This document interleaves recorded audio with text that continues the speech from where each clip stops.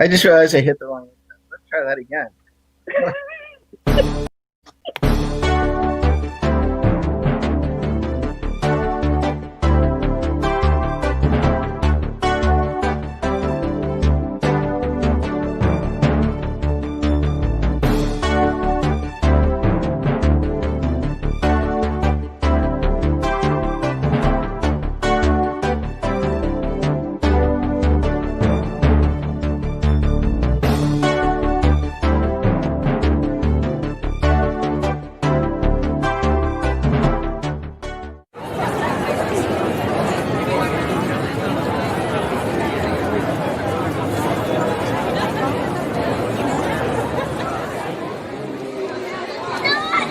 It's on! So, based on my big screw up of the first 10 seconds of the show, you can tell I'm not Doobie Moseley. He screws up different things. And then I'm Benji. Doobie and Rebecca are on vacation. So I'm joined today by Jeremiah,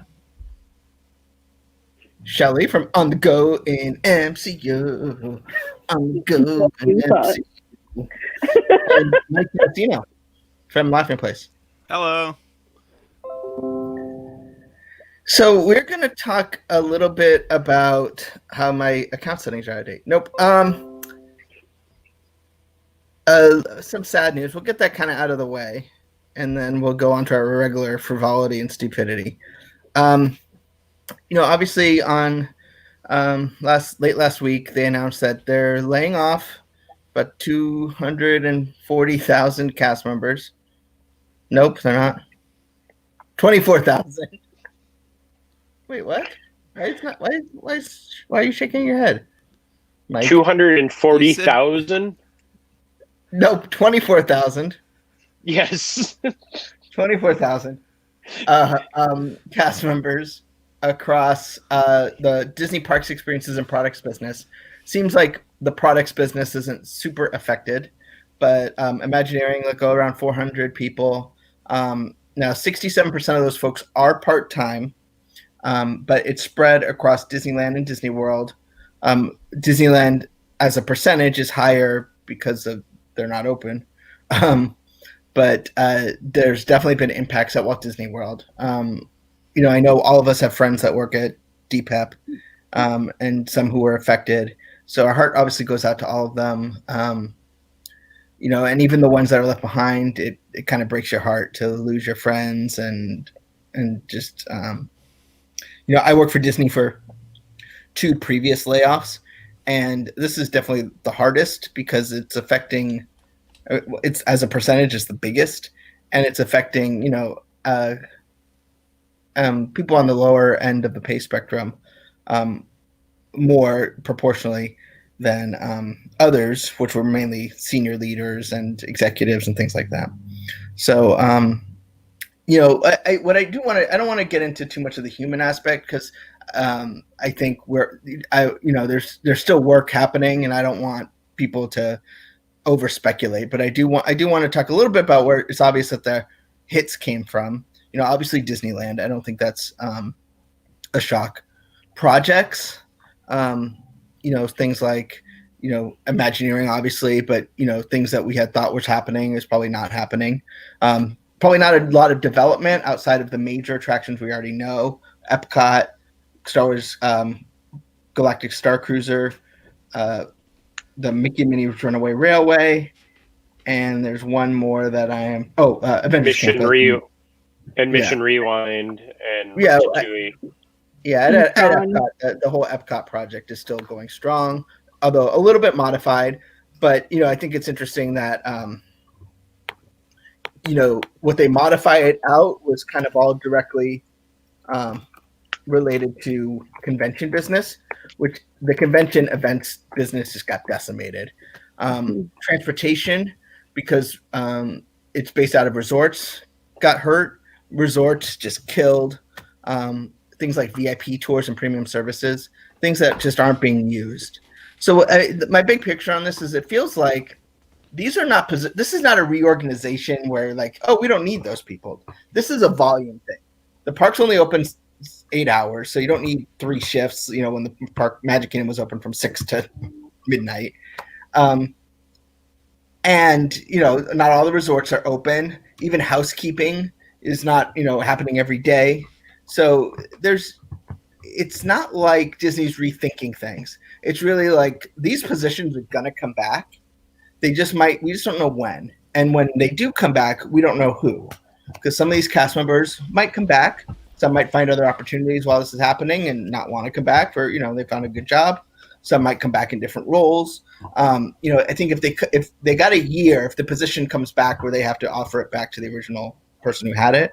But I guess, it's just a volume thing. And I don't want to make light of it, but it's, if the guests aren't there, they're not there, if the operation is not there. So I don't want to put you guys in any weird spots, but do you guys have any thoughts on what's going on?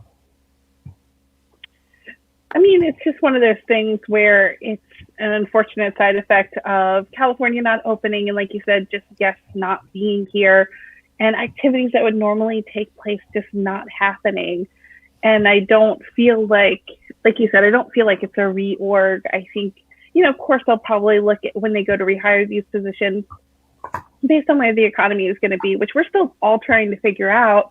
I think that once those things come back, I don't know if it'll be full bore. I don't know if it'll be half. I think that it's going to really just be driven by the market. I think, seeing things like PhotoPass, minivans, and NBA experience too, getting kind of really cut there, really shows the clientele as a whole is changing of where their priorities are when they come to visit as well.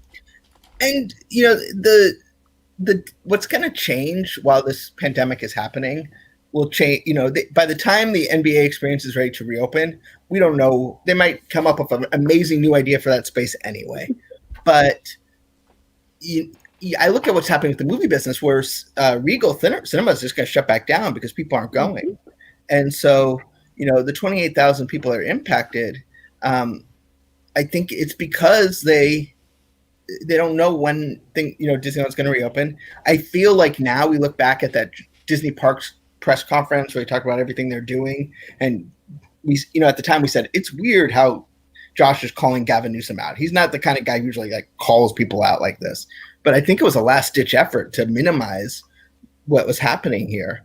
And you can't look at you can't say Disney World got this many people so it's not related to Disneyland. I don't know if Disneyland was open, what the impact at Disney World would have been, because, they're just looking to cut to a certain point. It doesn't matter which department. There's premium services, it does. The Club 33 members are going to still pay their dues, and, they don't need to reduce headcount for that reason, but they're going to reduce headcount because they can there and then make it up for someplace where maybe they can't. And so, it's, I guess, you can't really have this conversation without kind of going into our next topic, which is the status of Disneyland as it is today.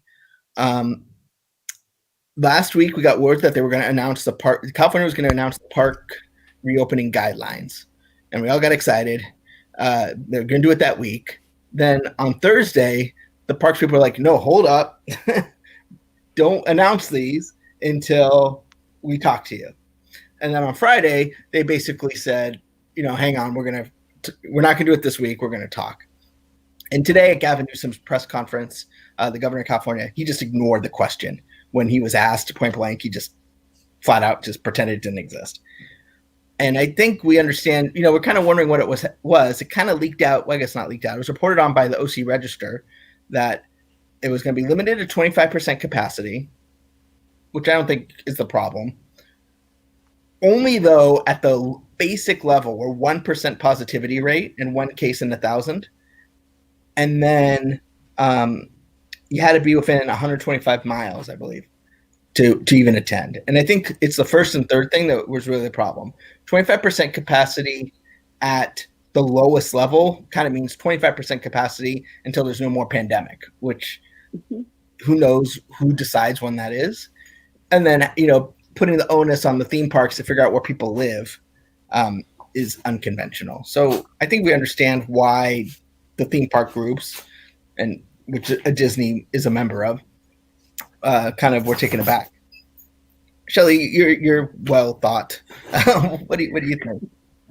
Well, I mean, that's the thing is that it seems like this reopening plan really does put a lot of that onus onto the theme parks and really makes them kind of manage a number that they also don't get any say in. So I would understand why going back to the drawing board with this one would make sense for the theme parks. I mean, I don't know how much that Newsom is even going to care to budge on this, because I think he has a plan in his mind and he's gonna go with it. And I think we're all hopeful that, there'll be not necessarily some sense, because I think, again, we're all figuring this out together. And I obviously don't have like the big picture in California, but I really feel like there has to be some sort of compromise, which is not something that's looking like it's going to happen anytime soon, probably. You know what as a Californian, and I don't want to get political, but I can say that as a Californian, what drives me crazy is the inconsistency. He has changed his plan a gazillion times. And I'm not talking about like new science comes out. So, like masks. At first we were told not to wear masks because there was a shortage, whatever. And then as they got a greater understanding, no, hold up, we need masks. That's understandable. We're learning it's a new virus. But this is the fourth iteration of a reopening plan we've been through. And I'm not talking about theme parks, I just mean as a state. And there's no question he's dealing with a lot of, with the wildfires and COVID. There's a lot of stuff going on, but to me, it's the lack of having a conversation that I'm concerned about. Not just because you can disagree, but it just seems like they weren't even talking. Mike, you're in California. Would you feel comfortable going to Disneyland? Well, I honestly think that rewind time a couple months, Disneyland should have been doing one of these taste of events the way Knott's Berry Farm and SeaWorld has been doing. And I think that would have alleviated the pressure quite a bit. It also would really, really help the transition when the park does open fully, because you'll have people who have already been there and been able to walk around and just absorb the park. Like, at the point when it does finally open up, you're just going to be opening up the floodgates, and everyone's going to want to go, at least even if they can't all go at the same time. Everybody's going to try to go on those opening days. It's going to be really difficult. But yeah, I agree with you that it was surprising to me that it seemed like the governor was not making up these regulations, these guidelines in conversation with the parks, as he said that he was going to. And that struck me as odd when the parks seemed like caught off guard by what the regulations or guidelines ended up being. Like, I thought you guys were part of the conversation from the beginning, and then like it seems like, okay, now they're going to try to talk it out or something, because it did seem a little bit on the extreme side. I don't know. The whole thing feels, on both sides, it does feel a little poorly handled to me. Yeah, I'm really surprised they haven't done a taste of DCA or Disneyland or Disneyland Resort. Well, that kind of leads. There has to be a reason. That kind of leads into the new merch, where they're expanding into Stage 17. So they're kind of working their way into Disney California Adventure at least a little bit. Nice I feel Disneyland Resort backlot premiere shop. It's like we had that planned or something. We did not. I kind of feel, as Mike and I just did the taste of Fall-O-Ween out at Knott's Berry Farm. Mike had done a few of those. That was my first one doing it.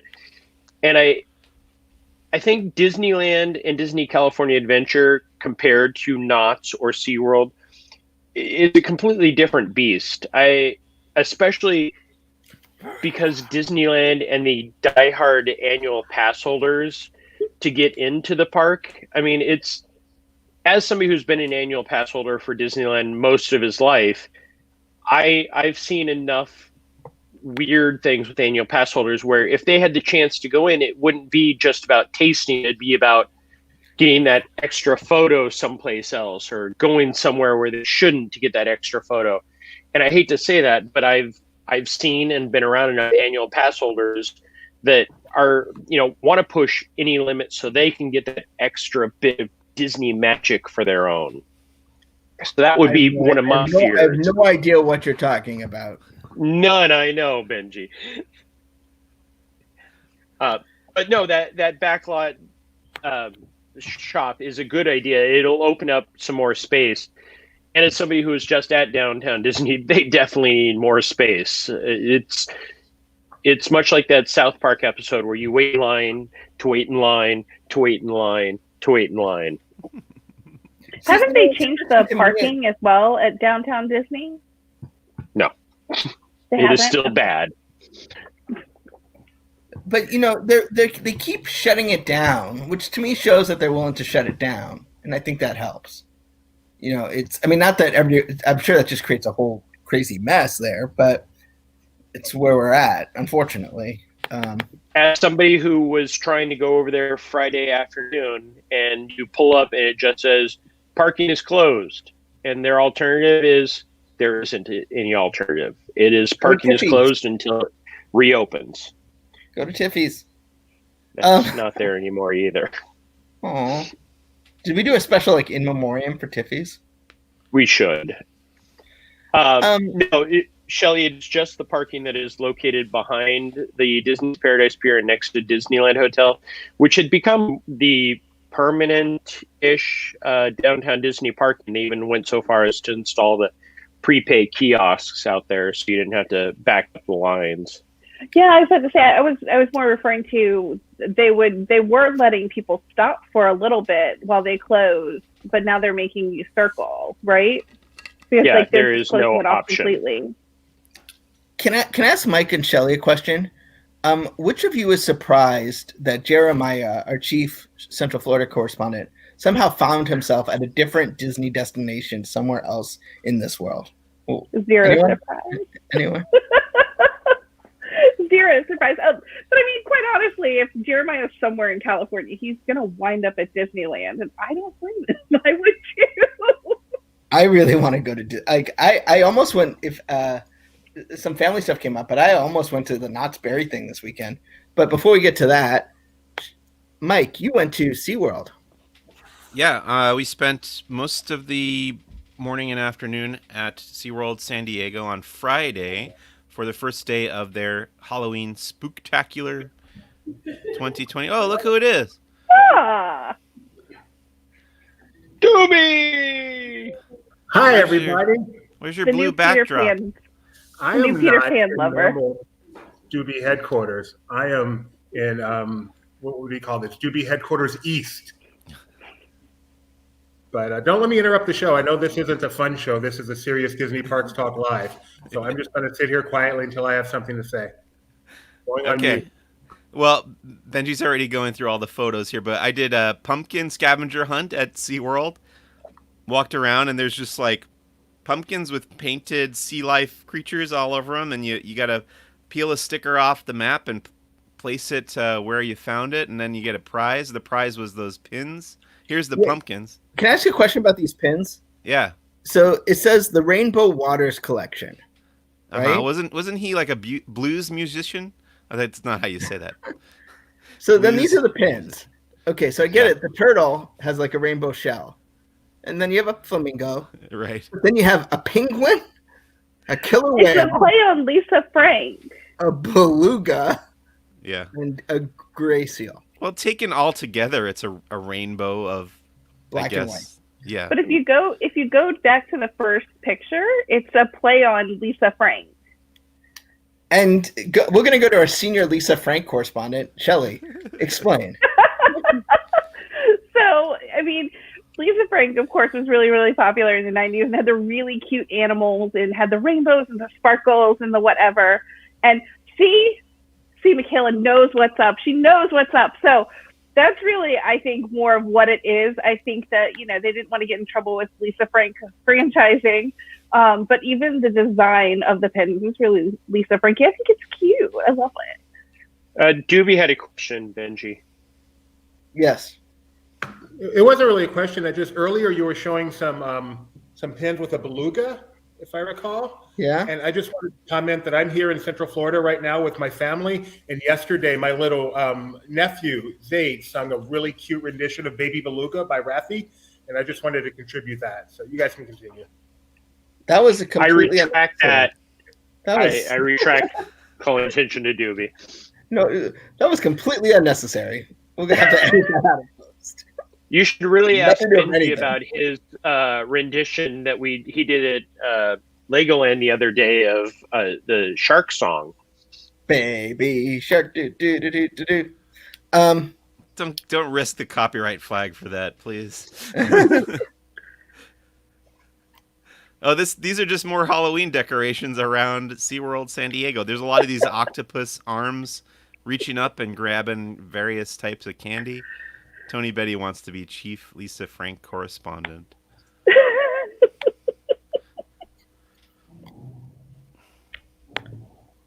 So candy, but none of the attractions are still open, right? I mean, I know that's No. a stupid question, but No rides, just stuff to look at. But you can get an ofrenda. Yeah, this is the ofrenda from the Dia de Muertos area.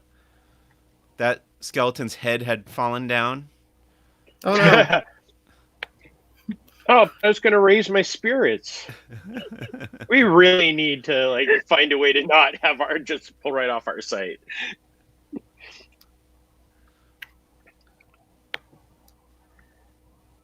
And So save an additional 15%.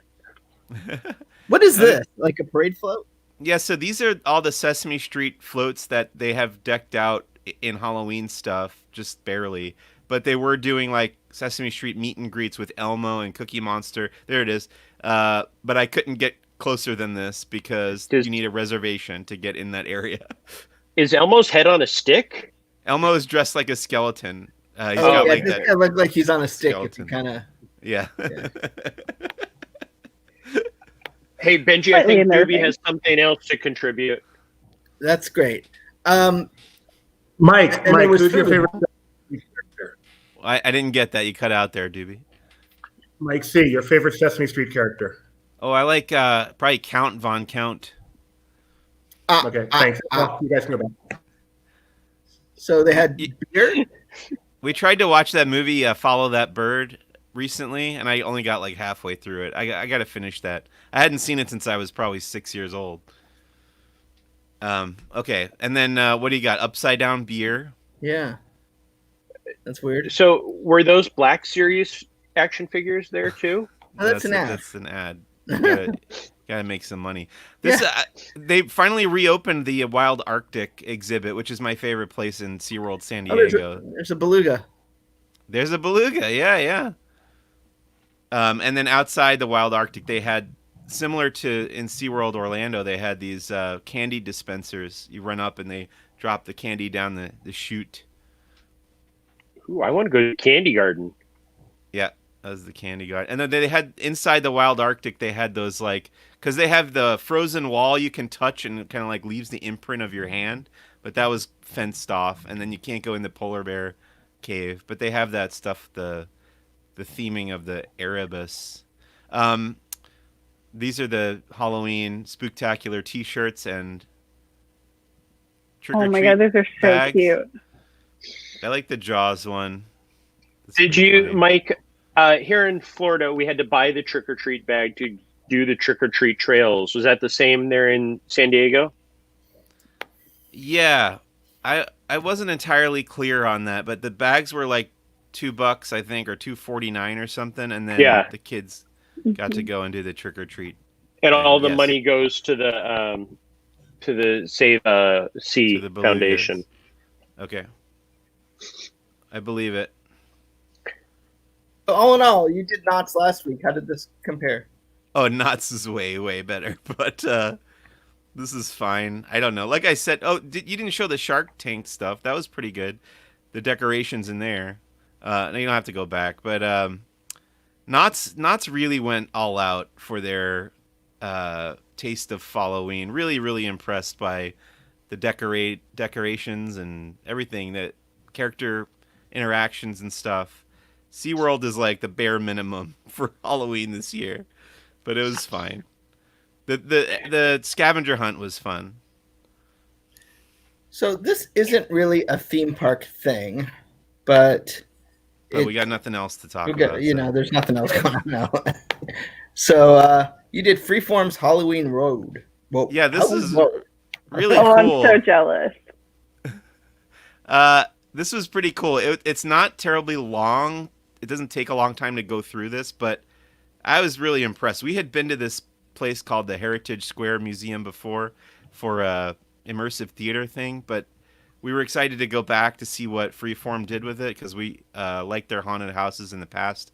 They did it in Hollywood and stuff, but this is at the entrance, like driving up. They had all these decorations, and then like when you get to the houses themselves, they just really like went all out again, like decorating them and theming them to like Hocus Pocus, Nightmare Before Christmas, and then the big grand finale was the Stay Puft Marshmallow Man and the Ecto one from Ghostbusters. There's like the sign of all the. What's Jacob Bailey High School? That's a deep cut that I don't know. Anybody? Where's Alex when you need him? Jacob Bailey.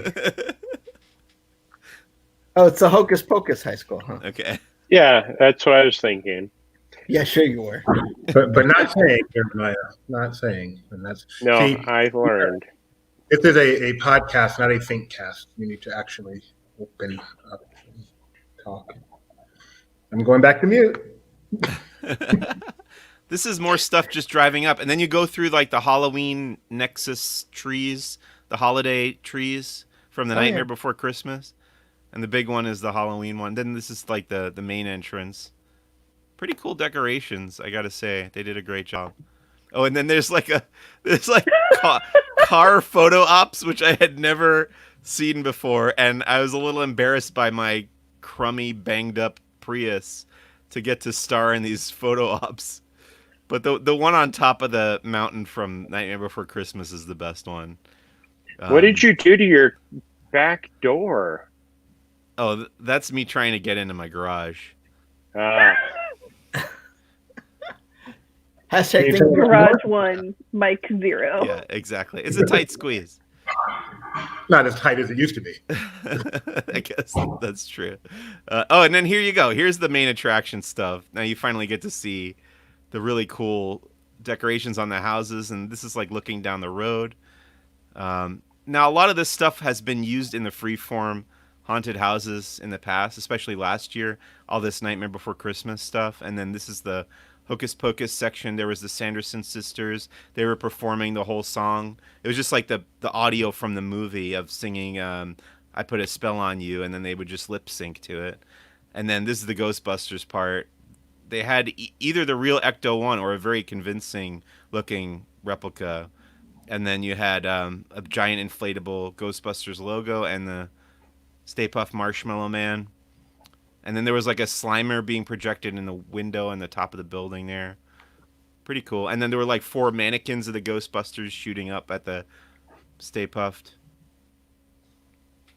So they went with the original Ghostbusters, not the remake a few years ago. So it was shooting at the Stay Puft, not at... Never mind.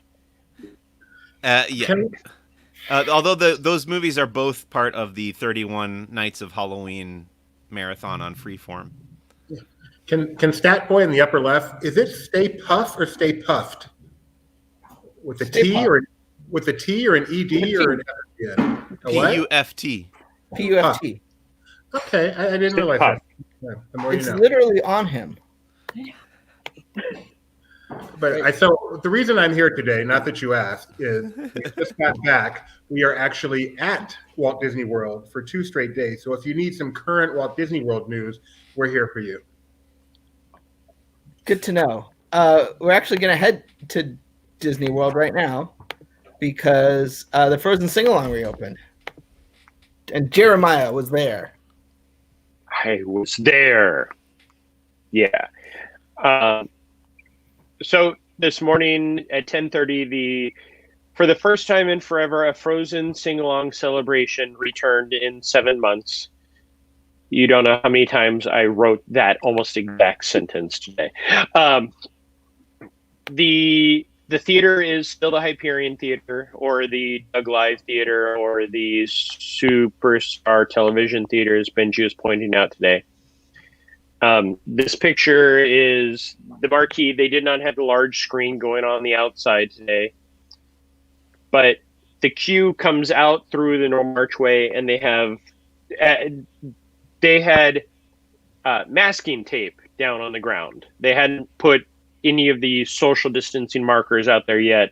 This is the pre-show area where you'd walk in and a cast member would have one of the clipboards where they could mark off the seats so they knew how many people were going in. They'd assign you a social distancing spot to stand in the pre-show area. And then when the doors opened up, they sent you in. And just like the other theater shows that have opened here, every other row is open. They're doing 4 to refurbish the seats. Yes. They're doing 4 seats for guests, 3 seats empty. So if you're a party of 6, you have to take up 4 seats and then 2 in the next. It is very standard, just like all the shows have been doing. So it was really great. The show itself, as you can tell, the cast members kept their distance very socially, very well.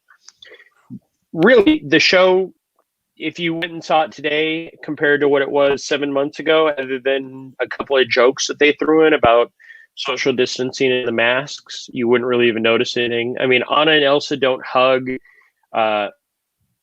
Eric,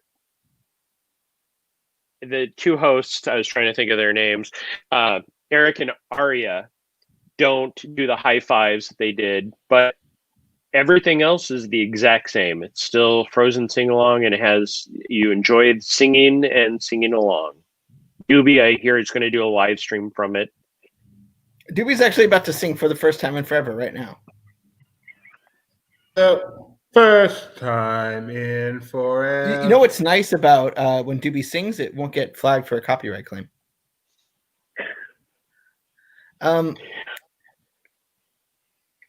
So yeah, I mean, I guess I don't know if there's anything to say except, this essentially replaced the Disney Society Orchestra powered by the Grand Floridian.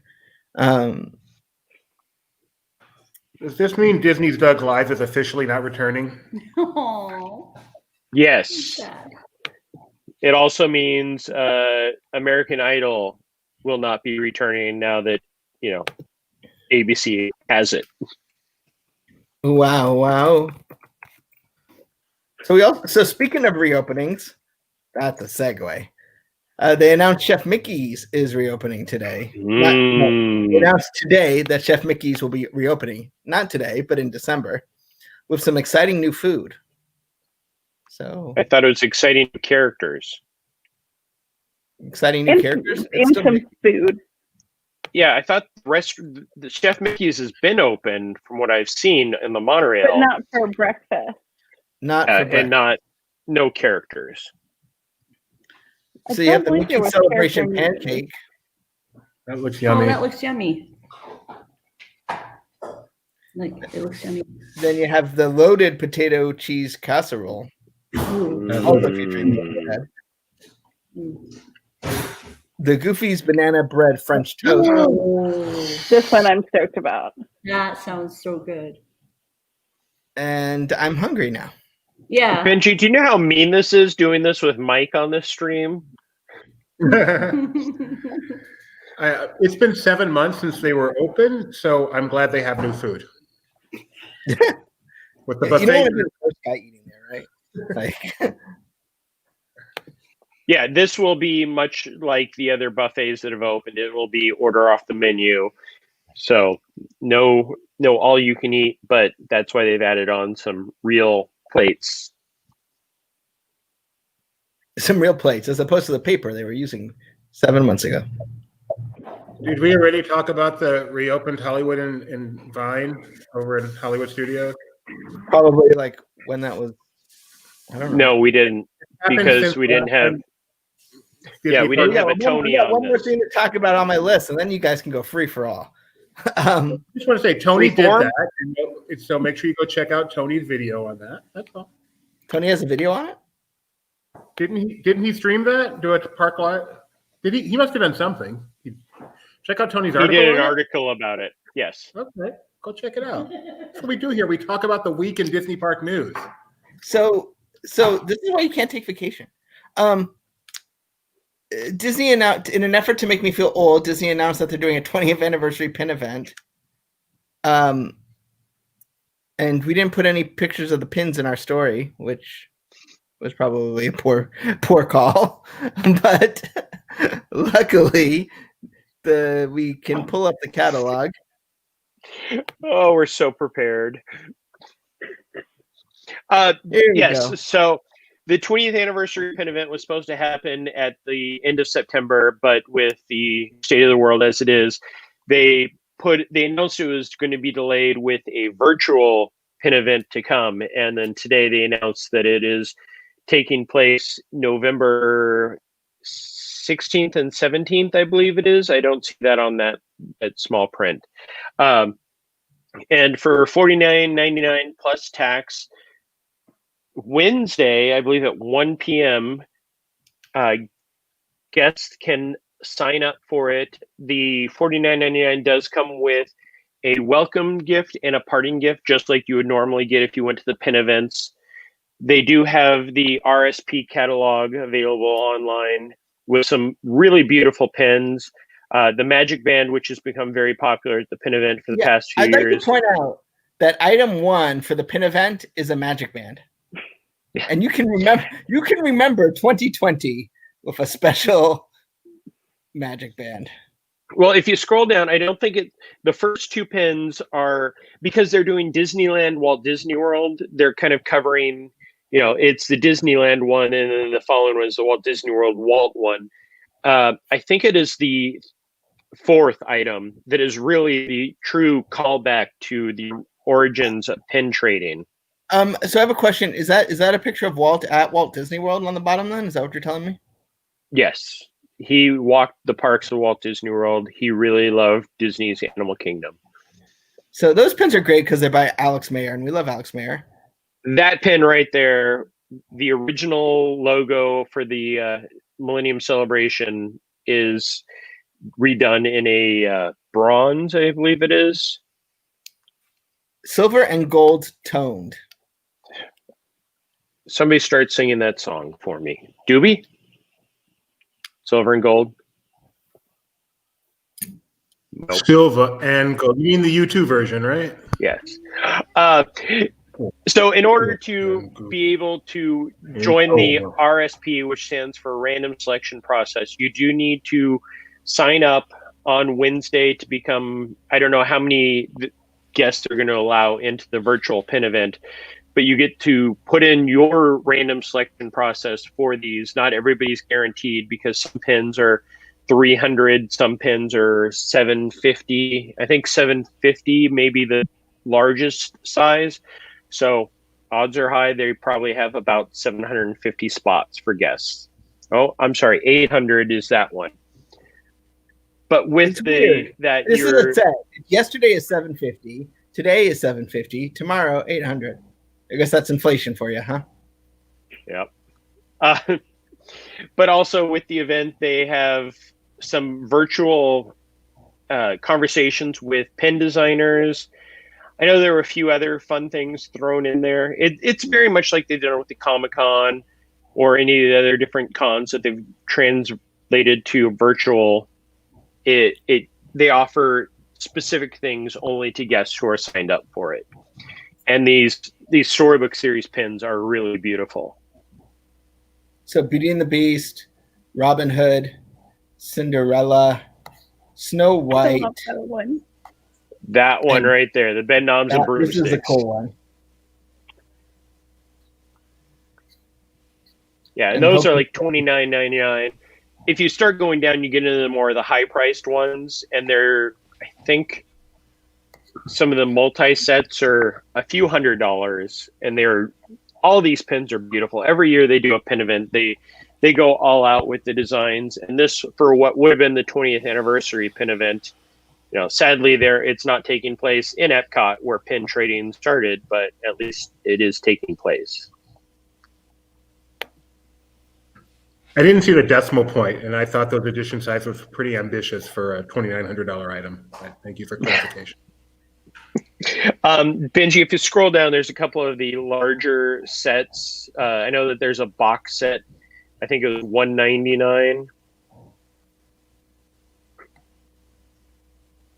The Icon event ones are really nice. Those are beautiful. The top one is Disneyland, the bottom one is Walt Disney World. So the top one has Disneyland specific, such as the dragon from Fantasmic, where the lower has the dragon from Epcot, Figment. Doobie, what is your opinion on Journey into Imagination with Figment? Moving on. The original version was bad. The middle version was okay. The third version is bad. So then this is the Mickey through the years showing the castle. So I knew they redid the castle from like its original look. I didn't realize they just made it totally gold. 50th anniversary. Remember, it's a gold anniversary. I have castle opinions when you're ready for them. We'll get there. And then we're all green here, which I is love that set. Kermie, Elliot, Oogie Boogie, Mike Wazowski, and Pascal. Where's Bosk?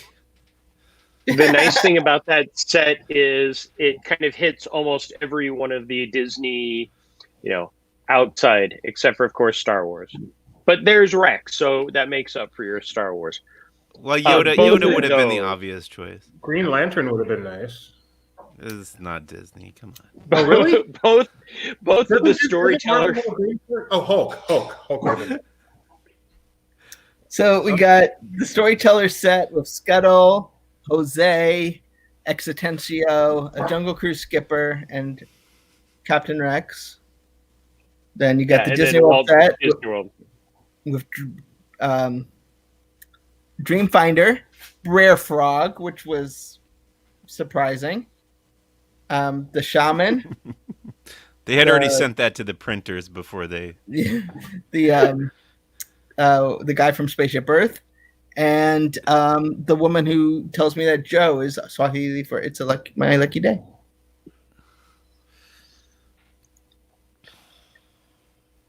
And then what's this time capsules? Do you know? Because this is confusing to me. No, I completely actually missed that one on my sheet. How much is that? $125? Yeah, I'm surprised you missed it because of the item number 33, and you are always around 33. I was have everything like blurred. Yeah, what is Mickey making an obscene gesture or something? What is going on there? I would probably guess it is more the mystery type thing. I know that one of the things that they're trying to do is drive the attention, because in the past few years, the pin events, there have been one or two pins that have always sold, and then you could usually head out to the pin traders at Epcot a few days after the event, and then they would have a large section of them.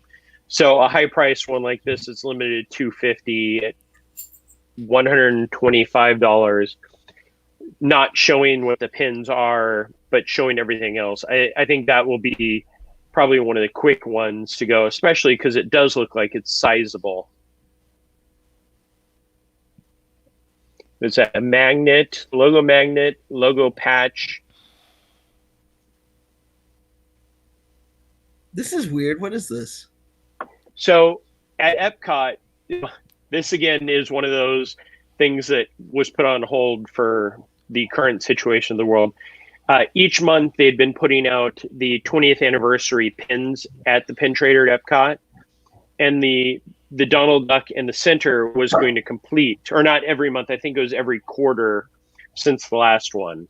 1, 2, 3, 4, 5, 6, 7. So something around that. And you could purchase the other ones at Epcot. I actually believe they still have those pins, most of the pins available at Epcot. So that would be the two completers that you could purchase to finish the set. So, how much money are you going to spend, Jeremiah? I don't know. I didn't hear that part, Doobie. I just said, more importantly, how early are you going to wake up? Thank you. I have to sign up at 1:00 on Wednesday. I will be signing up for the pin event. Which pins I do put down for my RSP is still up in the air, especially since, as we just found out, I missed a whole page, so I need to go back and look closer. They do have some beautiful pins, and as a pin trader who started even before pin trading officially started with the Millennium Celebration, I will be ordering far too many of those. So I want to talk to our resident figurehead and see what he feels now that he's back at Walt Disney World.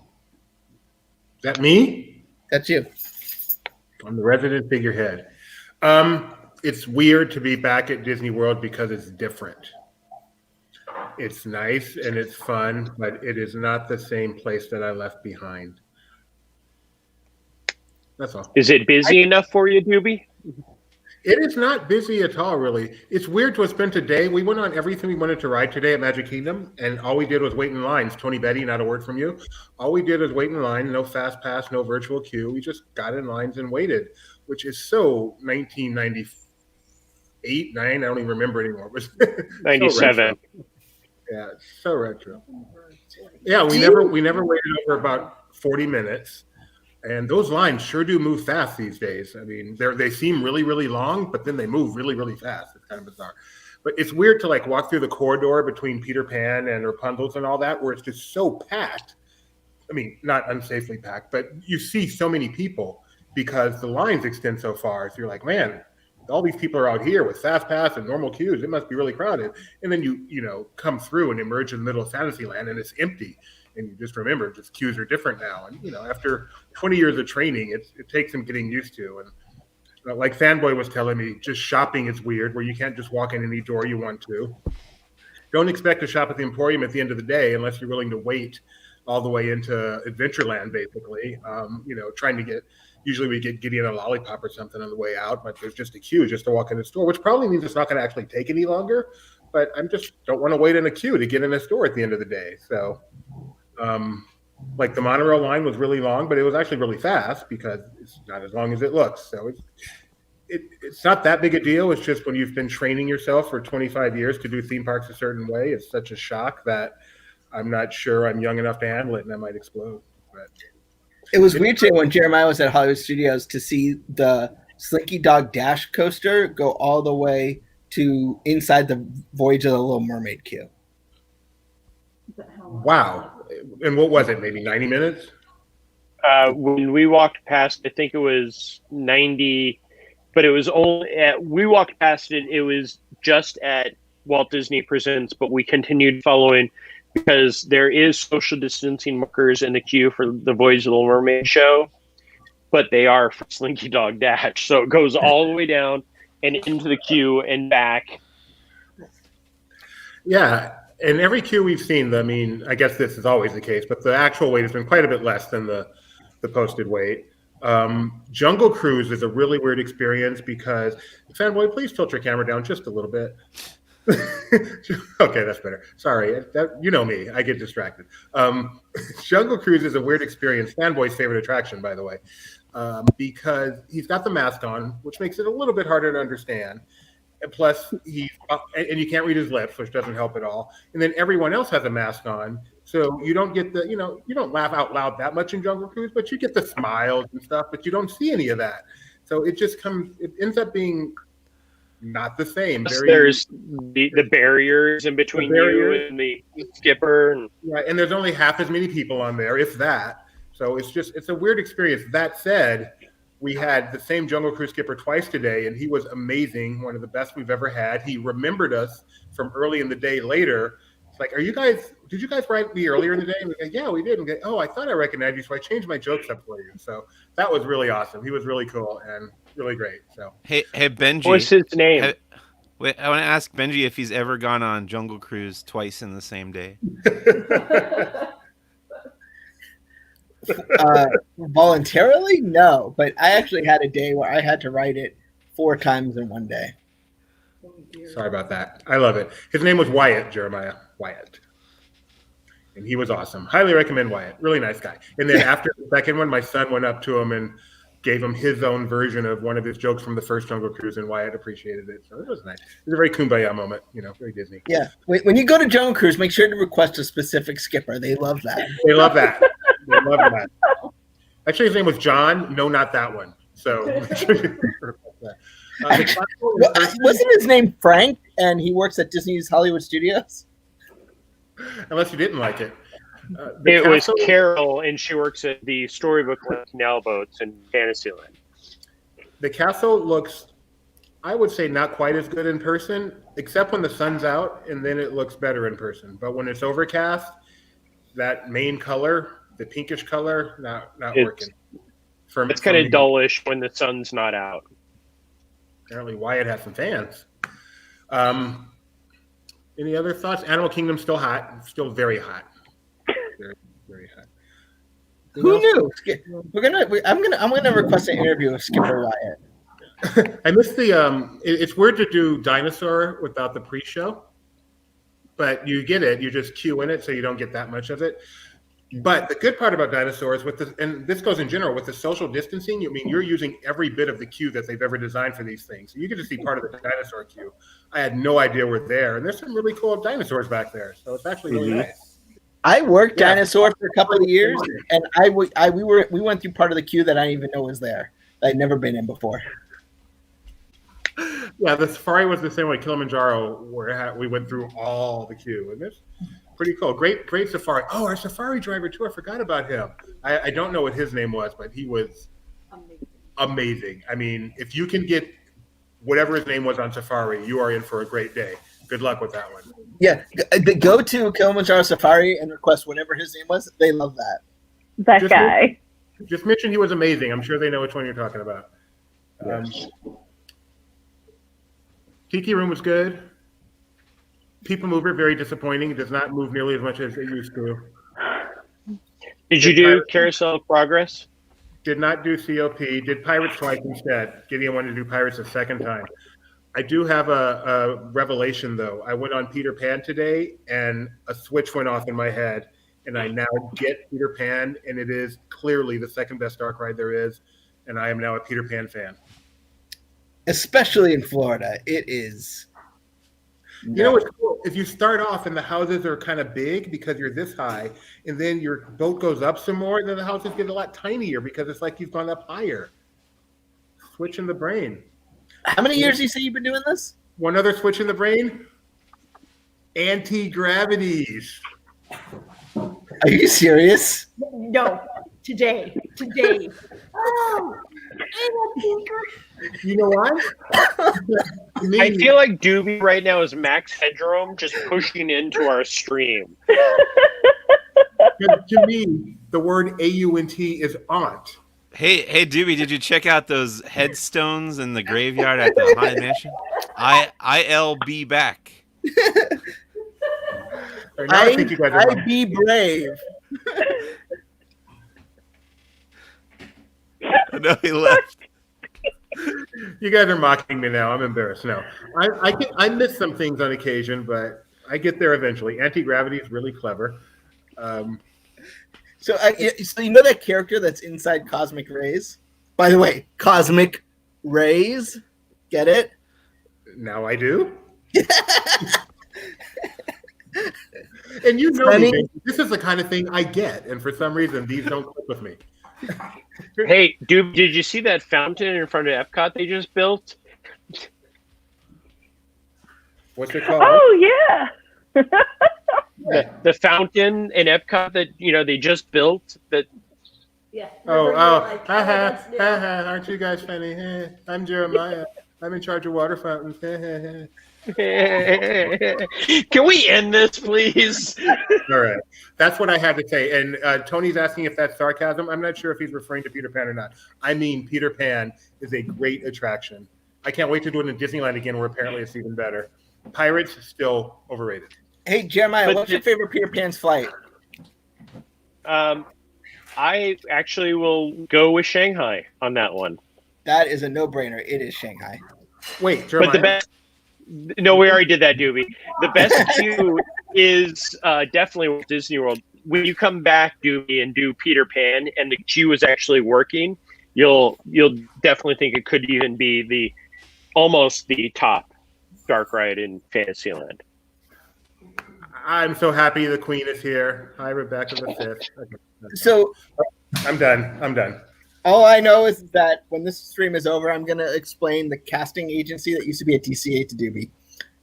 Um, That one I get. that one you get. But Wait, anti-gravity is it and cosmic rays. That's In my weird. family, it's auntie. Auntie gravities doesn't make any sense. That's not funny. It's bring your animal to the live stream event? What are you trying to say about my son? Oh, you saw Mike C. I didn't see the cat. I'm like, are you talking about Gideon this way? Hi, Gideon. Wait, is that Calico? Yeah, this is Calico. Or is that Timber Mountain? It's the wacky soapbox racer. I like that. So right? Shelley from On the Go Yes. in MCO. On the Go in MCO.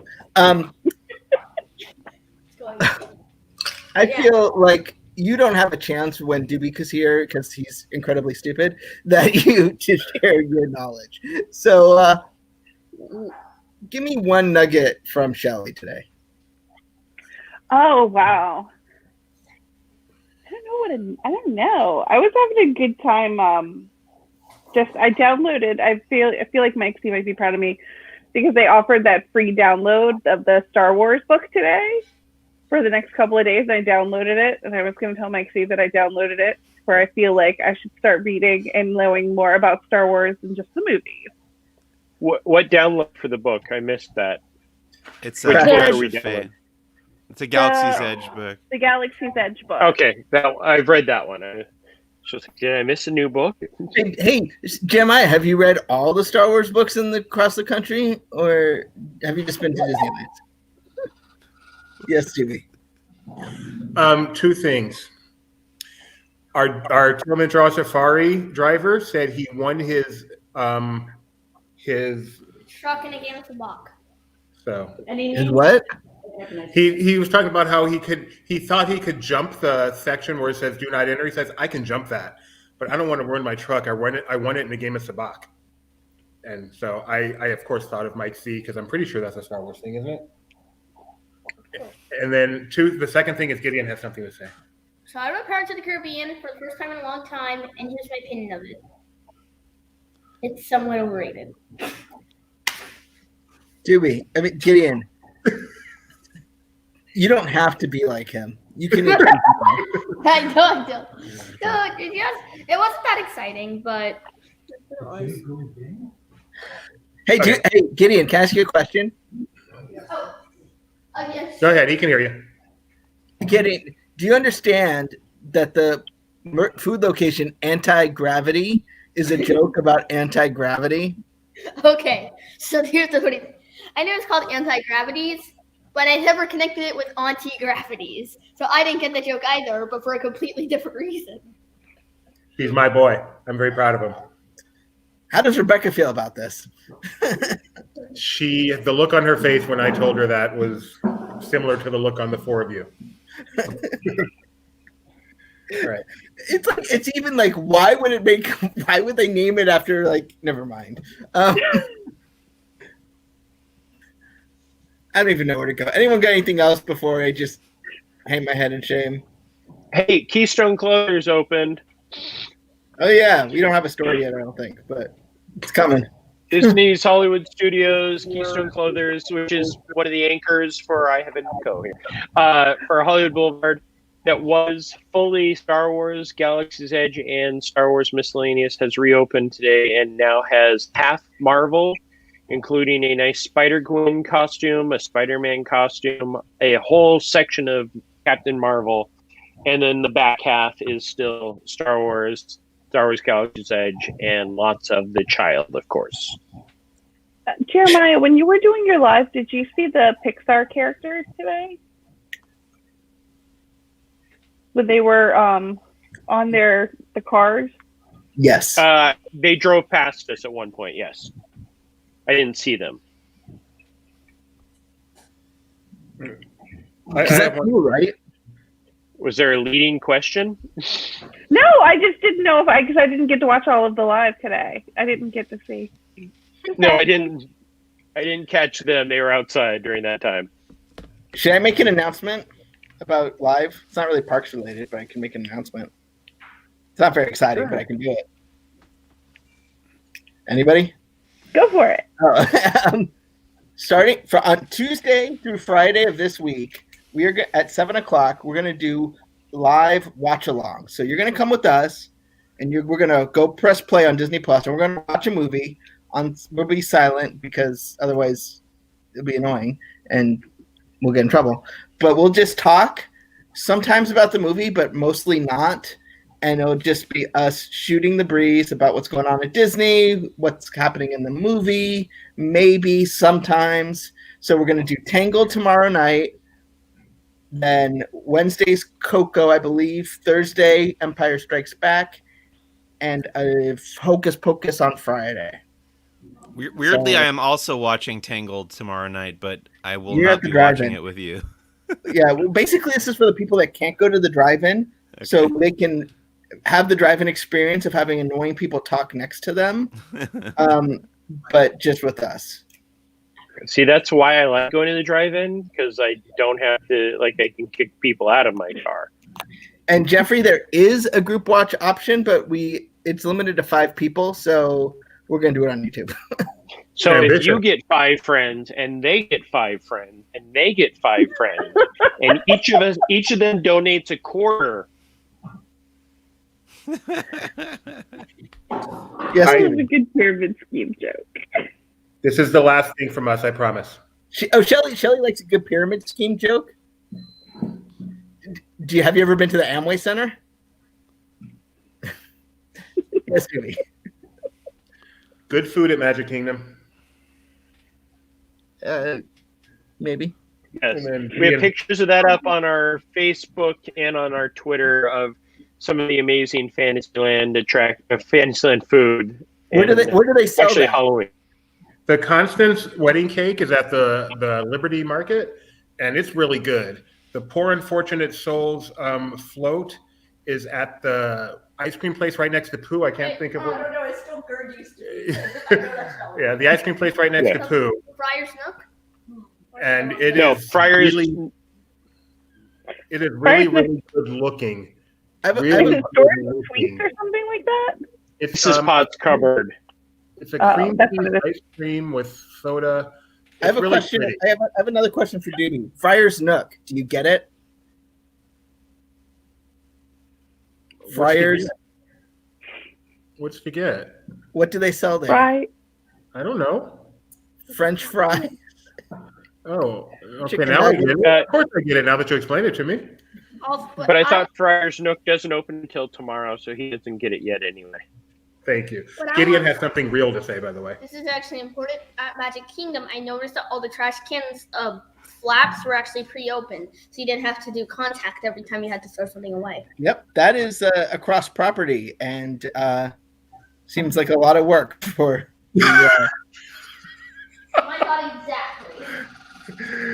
A lot of work, but mask adherence is high. I will say that. Very, very, very high.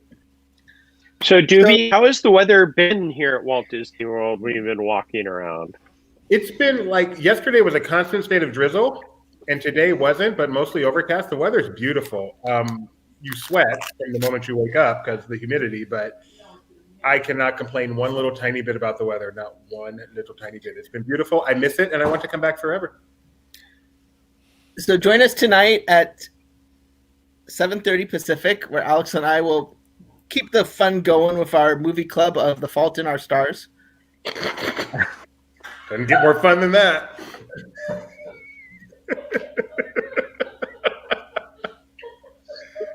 Hey, Benji, Doobie? do we have any live streams tomorrow? We do. You're going to be at Kennedy Space Center, but I don't know the time yet. Okay, I was asking more because I want to know what time I needed to be there by. So, We can do the scheduling after the show.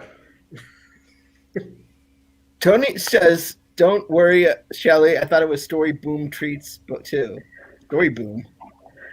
Story Boom. I think it is Storybook Sweet Treats. I mean, I think it was. It used to be Mrs. Potts Cupboard. Then it was before then it was like Gergie's Munchies and Crunchies. no, Gertie's is where Friar's Nook is. Friar's Nook is. Okay. Anyway, no one cares. Thanks so much for joining us. Shelley, your thank you wine should be arriving soon. And have a great day, everybody. Make sure you follow us, like us, ring our bell.